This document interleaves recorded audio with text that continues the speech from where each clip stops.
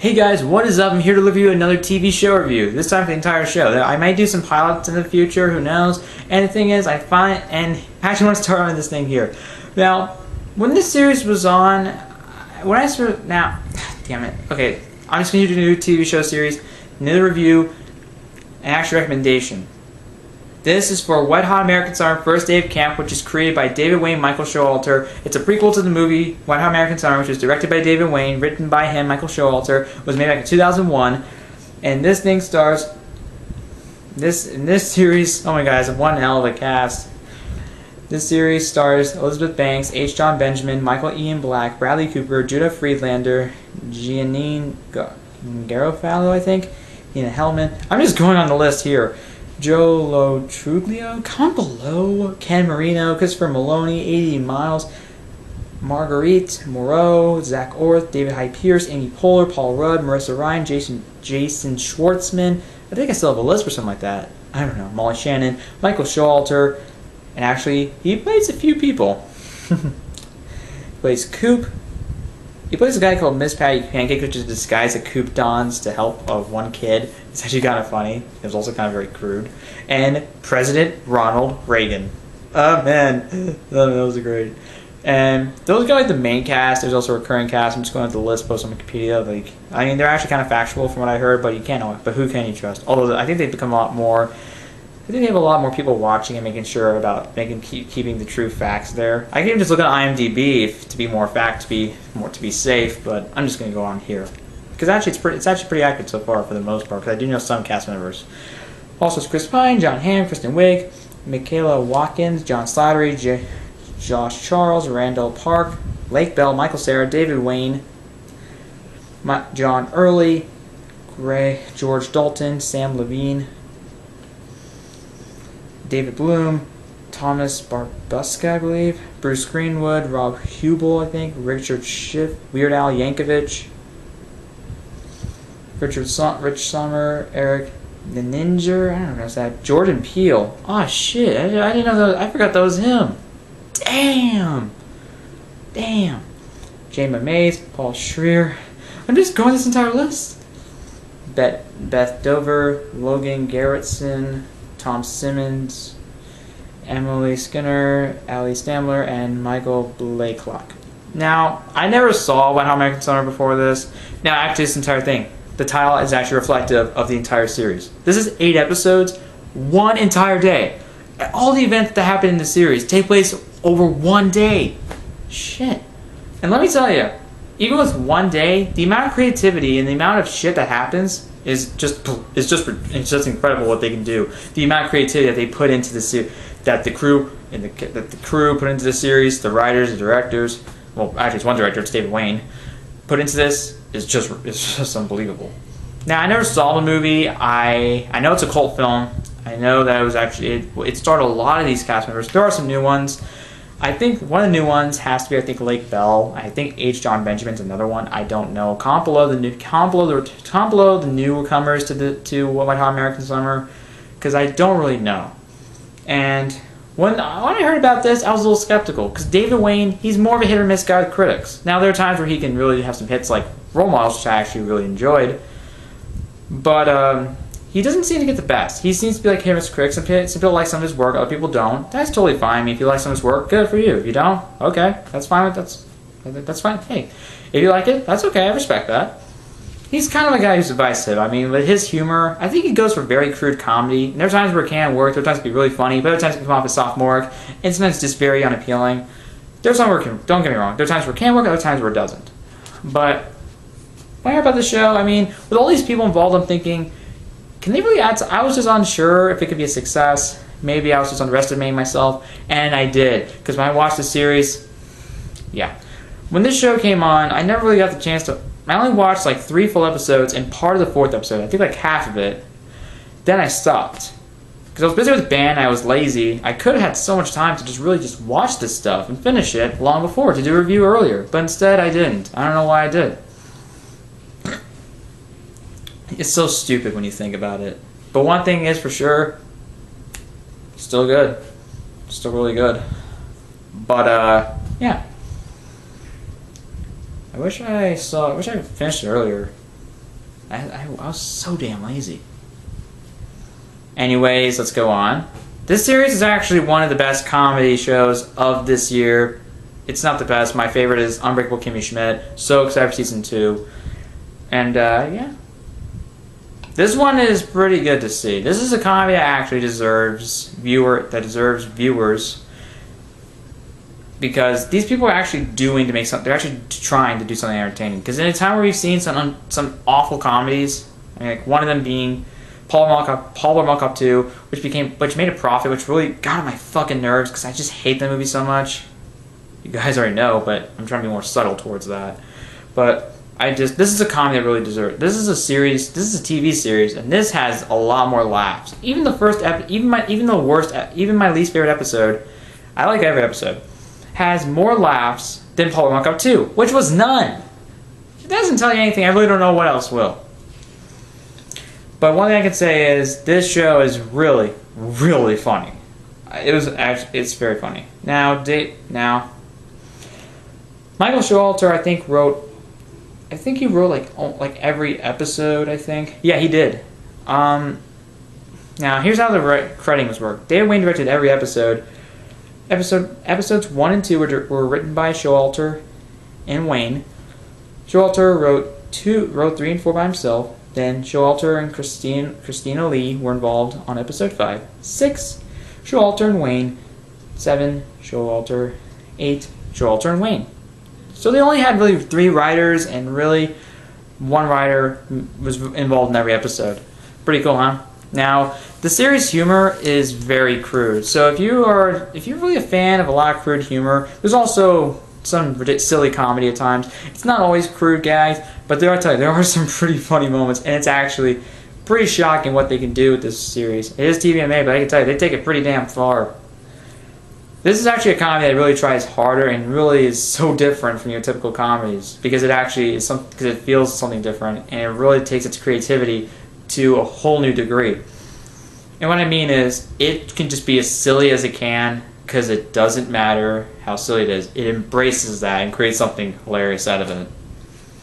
I mean, really, there is a lot of crude humor. And while like Miss Patty Pancakes, oh my god, it was so funny. It was just also very crude. I kind of both cringed and at the same time laughed. See, there's just a lot of things about that series I really enjoy. The cast is actually really good. There's actually some like young children involved. Not very young. Kind of more like say like around like 8, maybe like even 10 to maybe around like 15 or something like that. That's actually pretty funny. I need a new camera. Yeah, you see me, I'm not getting that angry. That's actually very surprising.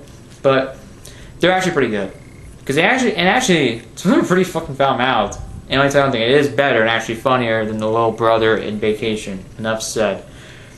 Actually really funny. There's this one kid that's just a dick to this one kid. The one kid that's a victim is Kevin. I forgot who the other kid is. I think it's Drew. He's just an asshole at times. There are times where he can be kind of almost like nice to Kevin, but there are times where he's just an absolute dick. Now, I might do some spoilers here. Might be some minor ones. I don't think I really will go into some. I am going to do a spoiler review. I'm going to probably rewatch the first 3 episodes, and of course probably rewatch the entire 4th episode again to do this review. Because I already know the rest of the other episodes. I just kind of need to get a refresher because I mean it's been almost an entire month. Actually, it's been over a month, and I kind of wanted to get some. I kind of want to make it more fresh in my mind to really talk about it more in detail. I might talk about every episode in detail. Hey, I'll have more videos of the channel. Like, I don't know. I'll think about it.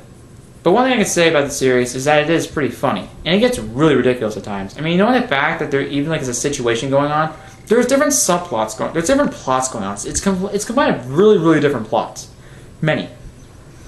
One involving this kid named Kevin, who's kind of being bullied by Drew, and he's kind of trying to get the attention. He's kind of not really a guy who really kind of wants to be there. He doesn't really like fit in. He gets bullied a lot, but he's trying to get this one girl. I think her name's Katie. Comment below if you know, because I don't know. And he kind of wants to get attention of her, but he's really shy about it, and also Drew is kind of being an asshole to him, kind of was like getting in the way. You find out later in some episodes. And yeah, he has to deal with these bullies. It's a pain in the ass. And there's one about involving Coop, who is Coop does help out Kevin in one instance, and he does try to help him. He's the nice guy archetype. See, there's actually a couple of archetypes. It's actually pretty funny when you think about it. And actually, one good gag throughout the series is that these actors are playing people who are kind of like around, I think around their, like, I don't know, like late teens or like in their 20s, but they are way too old. But I can tell you, I think like the makeup department, and maybe they just have a youthful appearance overall. Who knows? It might just be some people have youthful appearances, and maybe they have some makeup on them. It just sells it. You know, it really just sells it. They're actually pretty young, especially Bradley Cooper and Amy Poehler. They just look so young. It's just hilarious. Seriously, I mean, these people, they must be in their 40s. They must be like in their late 30s to early 40s, right? They still look really young. I mean, seriously, take away Bradley Cooper's beard. Oh yeah, he looks way too young. Oh man. I mean, it's just so funny. It's just so funny. I really can't say anything else other than the fact that actually it's pretty freaking funny that they actually make it very convincing. And they sell the roles too. They just have that youthful charisma and energy. Everyone in the cast that tries to be young, they have this youthful charisma and energy to them. They just bring something to it. They also have unique characters. And you may say they're composed of archetypes, but they manage to make, but it's a little different. They're not just complete archetypes. They actually have a bit of personality to them in terms of their appearance, or just overall how they act as characters. It's just kind of entertaining to see them act like that. I mean, seriously, there are times where I just lose it laughing at times, just how ridiculous they look. Some of my favorite characters include Yaron. I think that's his name. I think he's like, I don't know what exactly his nationality is, but I know he could speak Hebrew. I think that's what like the subtitles say, because I look at stuff in subtitles. Don't judge me. I can hear, but sometimes I just don't hear that well. I don't really want to turn up the TV. Sometimes I just want to hear the subtitles on it, because it doesn't take away from me watching it. It sometimes can help me a bit. That's just me. Comment below if you have. That's if you want to share something with that, like you kind of agree with me or something like that. Comment below. Well, it's kind of weird. Moving on. But one thing I can say is that it's just really funny. Yaron is very, very funny. He just acts like a stereotype, and it's just so funny. David Wayne really sells that role. He really made me laugh my ass off from beginning to end whenever he was on screen. Now, not every character is on screen, and that's really sad. But I'll get to that later. Let's get to what I like. Let's get to some more positives. This show is hilarious. I laughed my ass off from beginning to end. It got even more ridiculous and hilarious, like mostly near the end, and it just went so crazy and over the top. Some ridiculous situations involve not only the government getting involved into a support of conspiracy. Now let's get to the plots now. Another plot is that there's this place called Zenstar that's dumping their toxic waste into the Camp Firewood. And this issue with that is that it's damaging to the environment. It can poison the water supply and kill everyone at the camp. And that's because there's an issue with the fact that the camp's about to be being closed down. H. John Benjamin, who is the camp director, he did that so that the camp could not be closed down. Unfortunately, I'm not gonna spoil that for you, because actually what came out of that was actually pretty freaking hilarious. Actually, was pretty freaking unexpected and pretty freaking hilarious. Thank God they didn't have to spoil that in the ads, because if they did, that would have ruined it. There actually are some surprises I didn't notice. One of my biggest surprises is how violent it is at times. See, I know it's rated TV, but holy shit, there was some surprising violence, especially in the last episode. Oh, and even I think episode 6. Episode 6 was also pretty violent times. I have to say, this really surprised the hell out of me sometimes. There was some hilarious violence. There's even this hilarious fight scene between John Hamm, I think it's Christopher Maloney or something like that. The guy who plays Jonas, this guy who's in mess hall, who works in the mess hall. I don't know, the fight scene just left me almost losing it laughing throughout the entire thing. It's actually a well shot action scene. It's actually pretty funny, has some funny slapstick. And I have to say, it looks better shot than probably any action scene Taken 3. That's just what I heard. I have not seen Taken 3. And I've heard that's a thank God. Probably rents it for free off Gamefly, but whatever. Okay, so let's get to some other stuff. It's really funny. The characters are just weird. They also have a lot of over-exaggerations of characters like Ronald Reagan. That actually was kind of funny. Michael Showalter, only guy could play him. I don't see anyone else. He just looks serious, but at the same time, he's just so goofy. He acts serious, but just looks goofy, like I just said. it's just weird how he just acts like that. It just created something that was just like comedy gold. Oh man, oh man. I really have not seriously a lot of the issues with this. I can't really find a lot of issues with the series. Well, actually, I can, but they're very few far between. Or sometimes I just feel like they're being overshadowed by everything else. But unfortunately, not completely, because there are a few criticisms I have. There are a few things that are criticisms of the. I have a few issues with this show. Before I get into that, let's just continue on with the good stuff. There's just a lot of good gags. It's very silly at times, entertaining. There's even like this one cool, like they even put on a musical. I think maybe like they put something like that, like a camp sometimes. I have to say it's actually pretty good. I actually really like that. There's some people who are singing. There's some people that actually aren't. Some people that I never knew were talented singers. And yeah. There even are some surprise cameos and some surprise people involved. Now you may know some of you ever seen any of the ads, but I tell you, I'm not gonna spoil any. I did spoil some people, but you may be surprised who they play at some point. And I have to say, there are some jokes that are so crude yet they hit. I'm trying to find something. Hold on a minute. Shit. Now, I like everyone in the cast, and the jokes are really funny. And it's just so silly and stupid, yet it hits. I have to say, I was surprised by Michael Cera's role, but I have to say, he created comedy gold. Now, I have some issues with the show.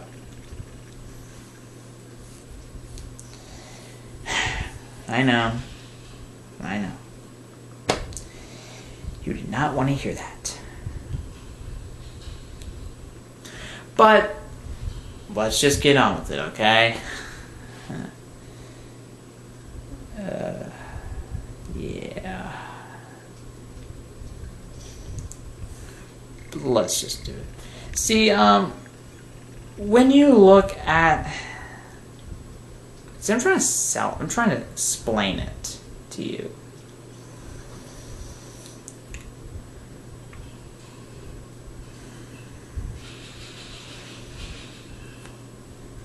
I mean, okay. Let me just get into it. I keep distracting myself.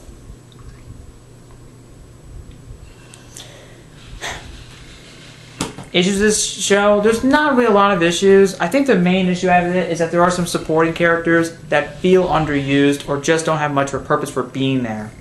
Now, I don't know how they really tie into the movie because I have not seen the movie.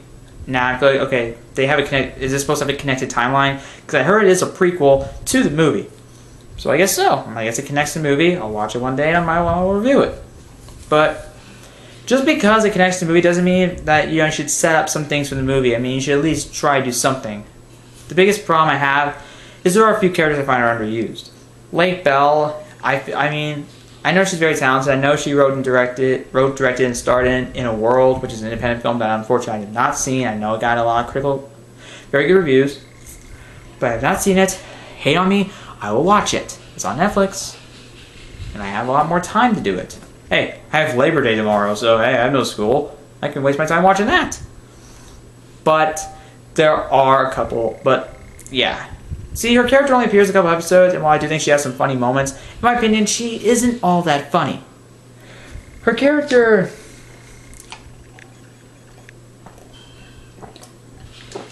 She doesn't appear in all the episodes, and she doesn't have a lot to do. In my opinion, she's more of like a supporting character compared to the people like... I mean, she's around David Wayne a lot as, Yaron, or however the hell I pronounce his name, I already forgot. Yaron. I think it's Yaron or something like that. I don't know. I mean, she kind of like is almost like a sidekick to him, and I do think she's funny. But the problem is, I don't think she's that well used. Same goes for H. John Benjamin. We all love him as Bob on Bob's Burgers and Archer on Archer, but unfortunately, he's only in 4 episodes. He was in the first 3, and he doesn't appear until the finale of the show. I know I said that, but the thing is, he isn't in all the episodes, and I think he was funny. I thought he was really funny in the first 3. I'm thinking, okay, I want to see more of this guy. Unfortunately, he doesn't really premiere until the end, and I was a little disappointed. Also, it just really, I mean, he was funny, don't get me wrong, but I felt like we didn't see enough of him. Another issue I have is with this is David Hyde Pierce, I believe. I think he plays like a college professor or something like that. He has some issues going on. He gets into a fight with one of his colleagues, I think, or something like that, or one of the people he works at the college. I think is like competing for like some sort of promotion or anything like that. I don't completely know. Comment below. I might rewatch that episode and be more clear about it. But the thing is, he has no purpose to the series. He's only kind of like a setup for this one joke involving, throughout the series, there's a gag over, like, whenever some people throw things, there's always, like, you ever heard that sound effect where pottery shatters? Yeah, that's the joke. Yeah, it's a set, yeah, his appearance is more of a setup for that joke. It kind of sets up his character arc, and I think maybe it's expanded upon in the movie, I don't know. But still, that's not an excuse to really not give his character anything to do, or only be in, I think, like 2 episodes of the series. That's it. He has no real purpose. I know he has a bit of an I know they kind of expand his character a bit in the opening of the episode he appears in, first one. But the thing is, that's just kind of a setup to the point that, oh no, he has nothing else to do, that we're just going to give him some funny bits, and then just sideline him completely. Maybe he's a setup for something. I don't know. I have to watch the movie. But one thing that I just felt like, really, you could have done a little bit more. I don't know. I really don't.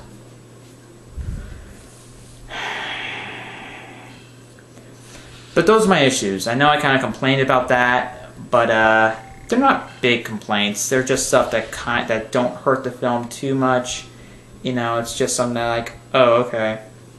It's just more of a minor complaint. It's nothing that really hurts the series very much, but it doesn't take away from the series, but it's kind of something that I wanted to talk about because it's just something that really did not work for me. As a whole, though, I still really enjoy the series. It's so stupid, it's so silly, it gets ridiculous at times, really unbelievable at times, but still, it is hilarious. The cast is great. It embraces that silliness. It just creates something incredibly entertaining, and one of the comedy standouts of this year. Just overall, not just in TV, and not just, overall like in TV, but also in media in general. I don't know. But it is a standout comedy show. I'd like to see more seasons or any expansions. Now, I might have to watch the movie to really understand more. They probably are going to be set after the events of Wet Hot American Summer, the movie. But yeah. Now, this is a prequel, so you don't need to watch the movie to know the show. But I still enjoy it. So yeah, I still enjoyed it no matter what. I think you'll enjoy it no matter what. But one thing I can say is, it's just really good. I don't know what I'm saying. I do recommend the show a lot. I think it's really funny. The cast is great. This is comedy you should be watching and devoting your time to, because Homework 2 is not worth shit. Okay? Adam Sandler is not worth shit. Not with your fucking money. Waste your money on something else. Waste your money on something good. Check out the reviews for once on Rotten Tomatoes. It might make you feel good about yourself. But anyways, guys, that's my review. Oh, wait. I'm going to give Wet Hot American Summer First Day of Camp a 4.5 out of 5 stars. It's really funny, and I really like it, but there are some supporting characters that are underused. That's really it. And there is some crude humor that actually at times is a bit too much for me, even though I did laugh sometimes. There are times where it just felt a little bit too much. I kind of warmed up to it, but still I felt like I should talk about that. Anyways, guys, my review for Wet Hot American Summer First Day of Camp. Comment below. What did you think about it? Did you ever see the movie? What do you think of the movie? How do you compare this to the movie? Do you want to see more seasons? Do you want to see expansions to the series? Do you just want to see it continue on? You want to see more of the characters? Because I do, actually. These characters are just so memorable. You want to see more of them again. Well, that's what I think. And, I loved watching this movie. What the fuck am I saying? I really liked watching the show. I had a lot of fun with it, and I want to see more of these characters, Wouldn't hurt to. Anyways, guys, comment below and subscribe to my channel for more videos.